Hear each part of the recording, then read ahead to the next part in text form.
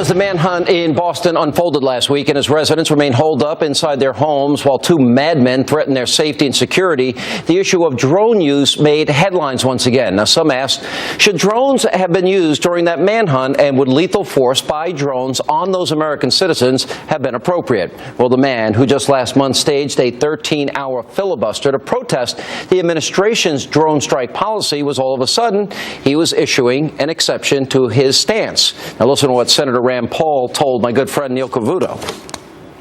If someone comes out of a liquor store with a weapon and $50 in cash, I don't care if a drone kills him or a policeman kills him. We shouldn't be willy-nilly looking into everyone's backyard and what they're doing. But if there's a killer on the loose in a neighborhood, I'm not against drones being used to search them out, heat-seeking devices being used. I'm all for law enforcement. I'm just not for surveillance when there's not probable cause that a crime's being committed.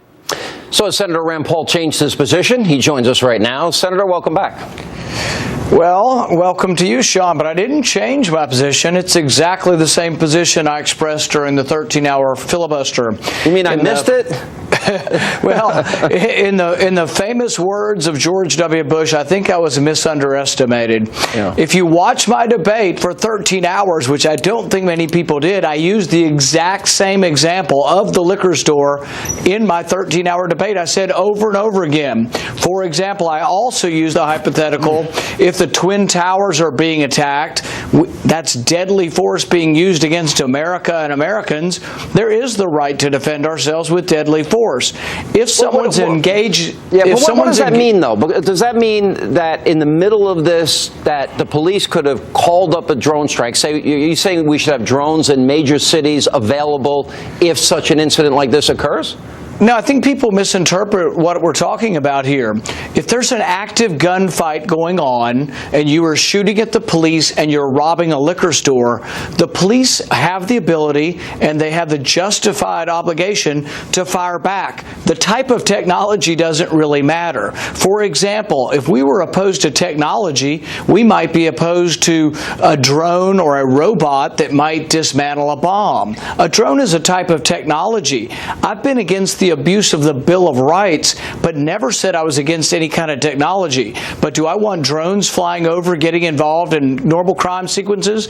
No, but I could imagine a time where a policeman is being shot at in his car and they have the ability to push a button in the car and a small robotic weapon is able to elevate and shoot back at a criminal. So what you call a drone doesn't have to be from 50,000 feet. It could be simply in the neighborhood and part of the car. It could be a helicopter, for example, right? Well, in the heated pursuit of someone who is shooting at the police or shooting at civilians, it doesn't matter what kind of technology it is, but it does matter whether or not there is a heated pursuit and whether or not there's an engagement of a gunfight and whether they are a threat to the policeman. Yeah. That's what the doctrine is. The thing is I'm against targeted killings by drones, but I'm also against targeted killing by sniper, by spear, by knife, by club. The technology isn't so important. What I was arguing against to the filibuster was targeted assassination. By the way, and I told you this the other day, I took great personal satisfaction that your dad's supporters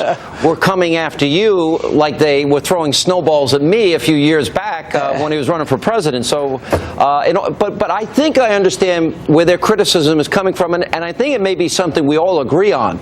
I think the reason that many of us as conservatives are very leery when it comes to government using drones, we don't trust the government. I don't trust the government can't control our border. Well, they don't want to, and they haven't shown a willingness to do it. Whether or not they use technology right, I think is a legitimate concern that a lot of conservatives, including myself, civil libertarians have. And you're talking to the senator who's the most concerned about privacy, the most concerned about your civil liberties, and the most concerned about restricting the use of this kind of technology. That's what I think is a little bit unfair, is that you get these left-wing blogs out there trying to promote something and say, I changed my position. Even in your introduction, you're insinuating I changed my position. My position's exactly the same. You can look at the footage of my filibuster, and it's exactly what I'm saying now.